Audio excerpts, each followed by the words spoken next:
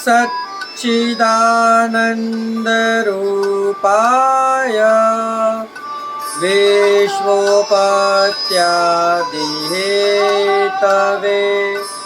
तापत्रयविनाशाय श्रीकृष्णाय वयं नमः। पुष्टिमार्गीय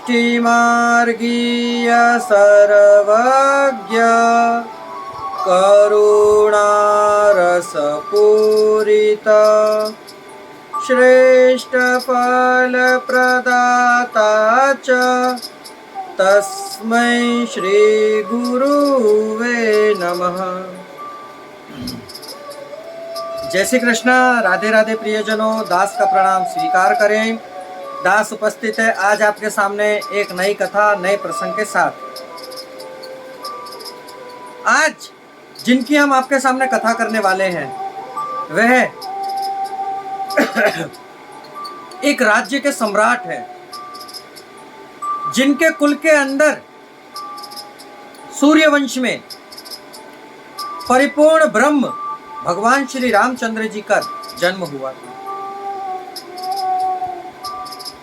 इक्ष्वाकु कुल, जिसे आप और हम इस नाम से जानते हैं। इस कथा को प्रारंभ करने से पहले यदि आपने हमारे चैनल को सब्सक्राइब नहीं किया तो चैनल को सब्सक्राइब करके बेल आइकन बटन को दबा दीजिए, और हो सके उतना, ये दास की विनंती है, हो सके उतना हमारे चैनल को शेयर करिए, जिससे और लोग भी इस कथा का रसपान कर सके। तो चलिए शुरू करते हैं आज की कथा, आज का प्रसंग। कहते हैं सूर्यवंश में इक्ष्वाकु कुल में बड़ा ही प्रसिद्ध है। क्यों नहीं प्रसिद्ध होगा भाई इक्ष्वाकु कुल? क्योंकि परिपूर्ण ब्रह्म इसमें प्रकट हुए हैं, स्वयं श्री रामचंद्र जी। इसी वंश में महाराजा मानधाता हुए। मानधाता महाराज के पुत्र मुचकुंद, जिनकी आज हम आपके सामने कथा करने वाले हैं। कहते हैं महाराजा मुचकुंद बल और पराक्रम में इतने बड़े चढ़े थे कि पृथ्वी के राजाओं की तो बात ही क्या, देवराज इंद्र भी इनकी सहायता के लिए लालायित रहते थे। एक बार असुरों ने देवताओं को पराभूत कर दिया। देवता बड़े दुखी हुए, इनके पास कोई योग्य सेनापति ही नहीं थे। अतः उन्होंने महाराज मुचकुंद से सहायता की प्रार्थना की। महाराज ने देवराज इंद्र की प्रार्थना स्वीकार की और बहुत समय तक देवताओं की रक्षा के लिए असुरों से लड़ते रहे, जिसे आप और हम देवासुर संग्राम कहते हैं। बहुत काल के पश्चात देवताओं ने शिवजी के पुत्र स्वामी श्री कार्तिकेय जी को योग्य सेनापति बनाया। तब देवराज इंद्र ने महाराज मुचकुंद से कहा, राजन, आपने हमारी बड़ी सेवा की। अपने स्त्री पुत्रों को छोड़कर आप हमारी रक्षा में लग गए। यहाँ स्वर्ग में जिसे 1 वर्ष कहते हैं, पृथ्वी में उतने ही समय को 360 वर्ष कहते हैं। आप हजारों वर्षों से यहाँ हैं, अतः अब आपकी राजधानी का कहीं अता पता नहीं है। आपके परिवार वाले सब काल के ग्रास बन चुके हैं। हम आप पर बड़े प्रसन्न हैं। आप हमसे जो वर मांगना चाहें वह मांग सकते हैं, परंतु मोक्ष नहीं दे सकते, क्योंकि वह सिर्फ परिपूर्ण ब्रह्म श्री कृष्ण और महादेव ही आपको प्रदान कर सकते हैं। अब महाराज की बुद्धि तो मानवीय बुद्धि थी, जिसने उन्हें दबा लिया। स्वर्ग में तो वे सोए नहीं थे, लड़ते लड़ते बहुत थक भी गए थे। अतः उन्होंने देवराज इंद्र से कहा कि मैं यही वरदान मांगता हूं कि मैं भरपूर सो लूं, कोई भी मेरी निंद्रा में विघ्न न डाले। जो भी मेरी निंद्रा में विघ्न डालेगा वह तुरंत भस्म हो जाए। देवराज इंद्र ने वचन दिया, ऐसा ही होगा। आप पृथ्वी पर जाकर किसी गुफा के अंदर जाकर शयन कीजिए, जो आपको जगाएगा वह तुरंत भस्म हो जाएगा। ऐसा वरदान पाकर महाराज मुचकुंद भारतवर्ष में आकर एक गुफा में सो गए। सोते सोते उन्हें कई युग बीत गए। द्वापर आ गया, भगवान ने यदुकुल में अवतार लिया। उसी समय काल यवन नामक राजा मथुरा को घेर लिया और अपने आप ही मरवाने की नियति से और महाराज मुचकुंद पर कृपा करने की इच्छा से भगवान श्री कृष्ण काल यवन के सामने से बचकर भागे।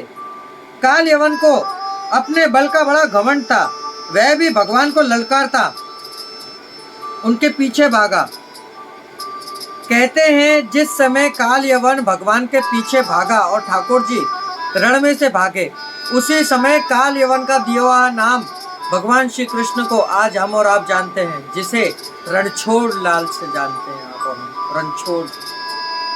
रण छोड़कर भागे, इससे उनका नाम रणछोड़ पड़ा, रणछोड़ लाल जी।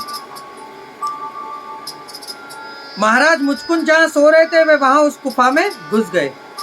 उन्हें सोता देखकर भगवान ने अपना पीताम्बर धीरे से उन्हें उड़ा दिया और आप छिपकर तमाशा देखने लगे, क्योंकि उन्हें छिपकर तमाशा देखने में बड़ा आनंद आता है। दृष्टा ही जो ठहरे। काल यवन अपने बल के अभिमान में भरा हुआ गुफा में आया और महाराज मुचकुंद को ही भगवान समझकर जोर से दुपट्टा खींचकर जगाने लगा। महाराज जल्दी से उठे। सामने काल यवन को खड़ा देख दृष्टि पड़ते ही वही जलकर भस्म हो गया। अब तो महाराज इधर उधर देखने लगे। भगवान के तेज से संपूर्ण गुफा जगमगा रही थी। उन्होंने नवजल घनश्याम पीत कोश वेशा वनमाली को सामने मंद मंद मुस्कुराते हुए देखा। देखते ही वह आवक रह गए। अपना परिचय दिया, प्रभु का परिचय पूछा। श्री राधे। गर्गाचार्य जी का वचन स्मरण हो आया, ये तो साक्षात परमात्मा है, पर ब्रह्म है। यह समझकर वे भगवान के चरणों पर लोटपोट हो गए। भगवान ने उन्हें उठाया, छाती से चिपटाया, भांति भांति के वरों का प्रलोभन दिया, किंतु वे संसारी पदार्थों की निसारता समझ चुके थे। अतः उन्होंने कोई भी सांसारिक वर नहीं मांगा। उन्होंने यही कहा, प्रभु मुझे देना ही है तो आप अपनी भक्ति दीजिए, जिससे मैं सच्ची लगन के साथ भली भांति आपकी उपासना कर सकूं। मैं आपके श्री चरणों की भली भांति भक्ति कर सकूं, ऐसा वरदान दीजिए। प्रभु तो मुक्तिदाता है, मुकुंद है, उनके दर्शनों के बाद फिर जन्म मरण कहाँ।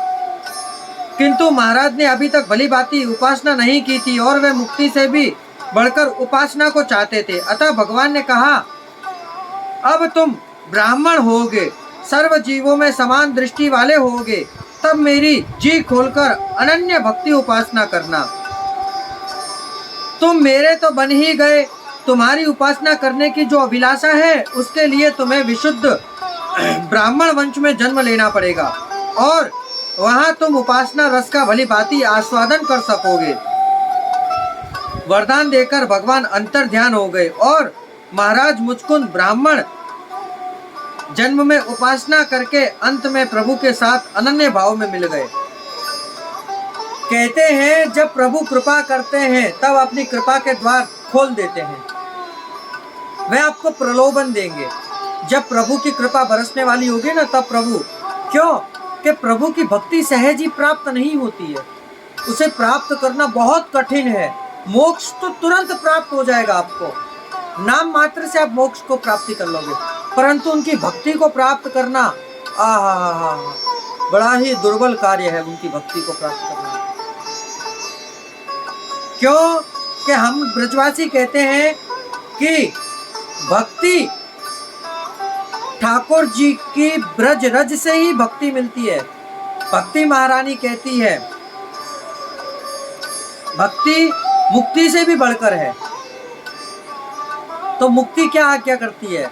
ब्रज रज उड़ मस्तक लगे, मुक्ति मुक्ति है जाए, मुक्ति कहे गोपाल से तू मेरी मुक्ति बताए।